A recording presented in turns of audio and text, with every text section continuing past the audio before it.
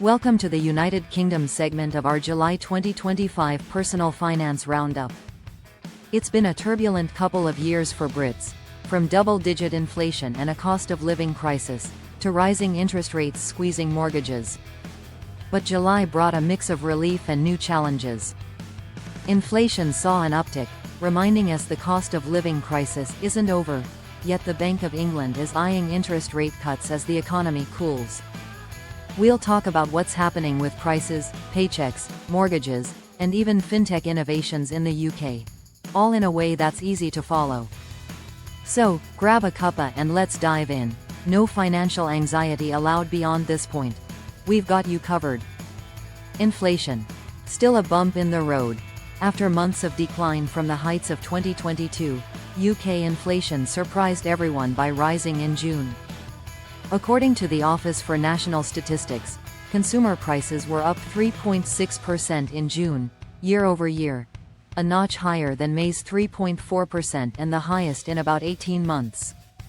City economists had predicted inflation would hold steady at 3.4%, so this jump caught folks off guard. What drove it? Primarily fuel and food prices. Petrol and diesel didn't fall as sharply this June as they did in June 2024, last year's big drop set a low baseline, and food price inflation climbed for a third month, hitting approximately 4.5%, the fastest since early 2024. So while prices at the pump are lower than a year ago, they're not that much lower, which pushed the annual inflation rate up. In everyday terms, Brits are still seeing grocery bills creep higher, especially for staples like meat, eggs, and yes, the beloved cheddar cheese, which saw notable price hikes. In short, the cost of living crisis hasn't vanished, it's lingering like a stubborn cold. As one analyst put it, this underscores that the cost of living crisis has not gone away. The silver lining. Inflation is nowhere near the nightmare 10% plus rates of late 2022. And wages have been rising faster than prices in some sectors, easing the pressure on households a bit. Government measures helped too. For example, the national minimum wage was increased earlier in the year, giving about 3 million workers a pay boost. Still, for many families, any price rise on essentials feels tough because budgets were already stretched thin. The UK's annual inflation is expected to hover around 3–4% for the rest of 2025, which, while above the Bank of England's 2% target, is at least a far cry from the peaks. As one might joke, inflation's not 10% anymore, but my wallet hasn't gotten the memo yet. British humour aside, it's clear that households are still cautious, swapping branded goods for supermarket-owned brands, trimming non-essentials, and even embracing age-old frugal habits. Who else is line-drying clothes and batch cooking stews like it's 1945? Interest rates. A turning point for borrowers. Here's some potentially good news. After years of rising borrowing costs, interest rates in the UK are poised to come down. The Bank of England, BoE, had aggressively raised rates through 2022-2024 to combat inflation. The base rate reached about 5% at its peak, but the BoE then began easing off the gas. In fact, it cut rates 4 times in the past year, bringing the base rate to 4.25% as of May 2025. In July, the BoE held at 4.25%, but strong signals suggest an August cut to 4.0% is widely expected. Why? Because the economy is slowing down. The UK had 2 months of negative growth in spring, and the job market is showing cracks. Unemployment has ticked up to 4.7%, highest in nearly 4 years, and employers are posting fewer vacancies as business confidence wavers. The BoE doesn't want to strangle the economy, so it's walking a tightrope. Support growth while still taming inflation. That means gradual rate cuts to stimulate activity. The International Monetary Fund, IMF, even chimed in, urging 2 rate cuts by Christmas.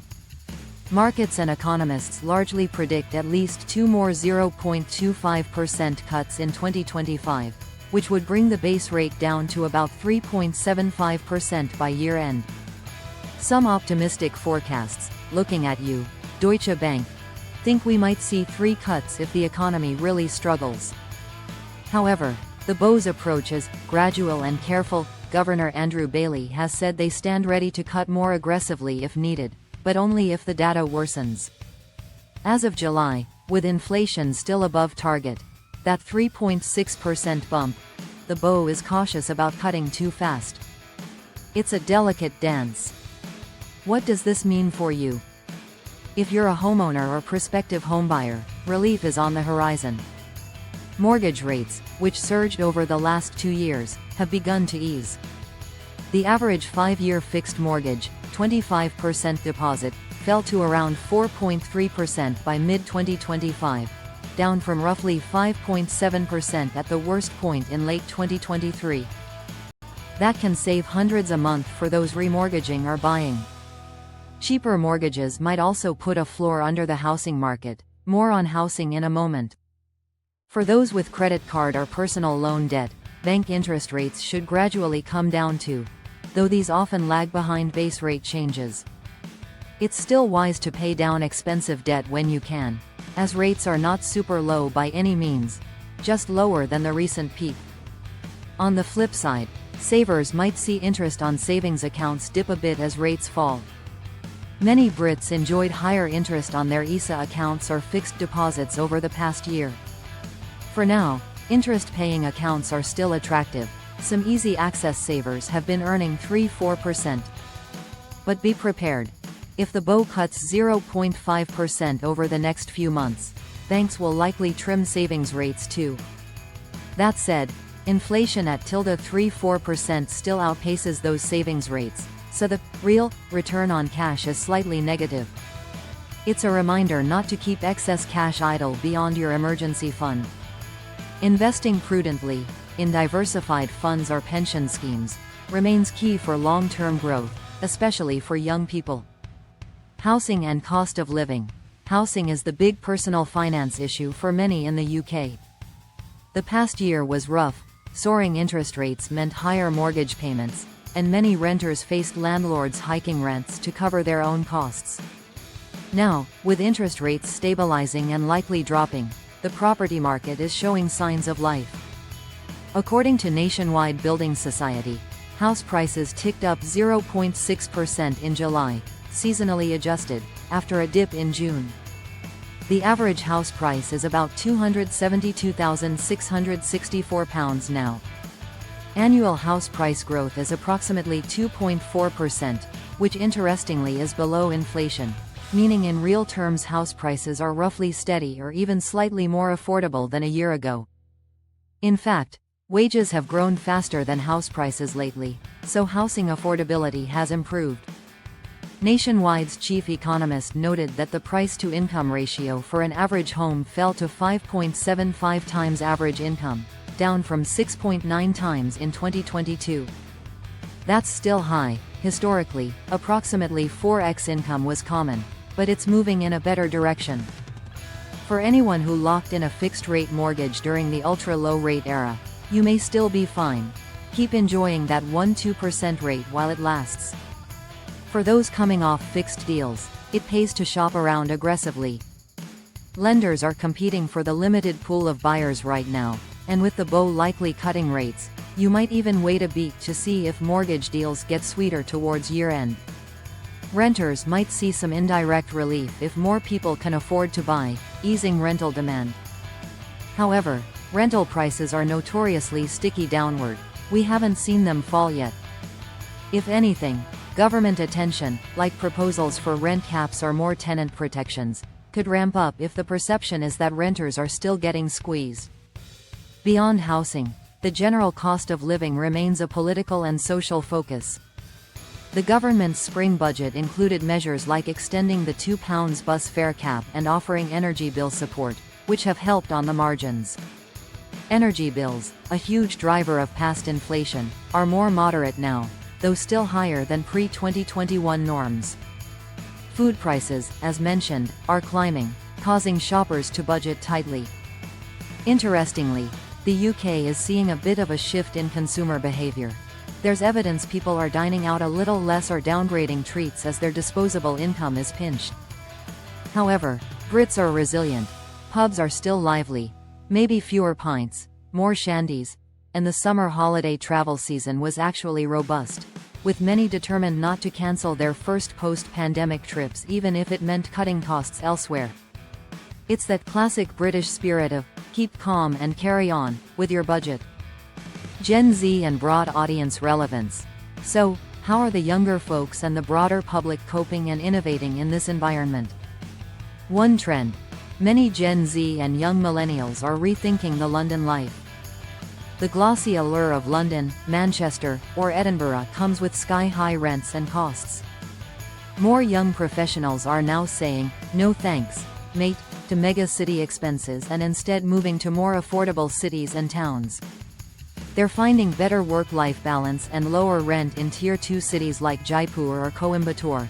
Oh wait, that's India's trend open-mouth smile. In the UK context, think places like Birmingham, Bristol, Cardiff, or even up-and-coming smaller towns. While London will always draw ambitious grads, a subset are realizing they can work remotely or find good jobs outside the M25, where a flat doesn't cost a fortune. Quality of life, not just salary, is becoming a priority. This isn't just anecdotal. There's hiring data showing job growth in some smaller cities outpacing London, as companies expand operations where costs are lower. It's a quiet shake-up of the old, London or bust, mindset. Fintech innovations and digital money. The UK prides itself as a global fintech hub, and 2025 is solidifying that status. In July, the government announced a new, one-stop, digital tool to boost fintech growth by making it easier for startups to navigate regulations. By simplifying access to financial rules and guidance, the UK aims to remain the best place to build the future of finance. This is great news for innovators and could mean more cool personal finance apps for consumers down the line. Already, Britons have widely adopted mobile banking, digital wallets, Apple, Google Pay everywhere, and even open banking-powered budgeting apps. Buy now, pay later, BNPL, services remain popular for spreading out payments on purchases, though regulators are keeping an eye to ensure people don't overextend. The finfluencer trend is alive here too. Money-savvy creators on TikTok or Instagram giving tips on everything from student finance to investing. The Financial Conduct Authority, FCA, actually launched a campaign this summer to tackle misleading finfluencers and make sure online finance content doesn't lead people astray. Good on them. We've all seen those dodgy, get-rich-quick schemes online. Meanwhile, traditional banks continue digital transformations. The use of cash is way down post-pandemic, with contactless and mobile payments being the norm even for small purchases. The UK's faster payments network and open banking framework let apps connect to your bank and give personalised insights, something a lot of Gen Z now expects as standard. And for the crypto-curious, London's financial scene has a growing blockchain and digital asset industry, though crypto regulation is tightening to protect consumers. A noteworthy social trend: financial education is getting more attention. There's a push to include personal finance in school curricula so the next generation doesn't repeat past mistakes, like racking up unmanageable credit card debt by 21. With many young people facing student loans and uncertain housing prospects, knowledge is power. We see more discussions about investing for the future, yes, even 20-somethings talking about pensions and the FTSE, wild, right? And speaking of pensions, the government's Mansion House initiative in 2025 hinted at reforms to boost pension fund investment in UK growth companies, potentially benefiting young workers' retirement outcomes. For our broad audience, the takeaway is that being proactive and informed is in. Whether you're 19 or 59, there are new tools and resources to help manage money, from comparison sites to robo-advisors, and it's wise to take advantage of them. Storytelling. Meet James and Priya. Let's bring it to life. James, 32, lives in Manchester with his wife and toddler. They've been diligently saving for a home. Last year, soaring mortgage rates dashed their hopes.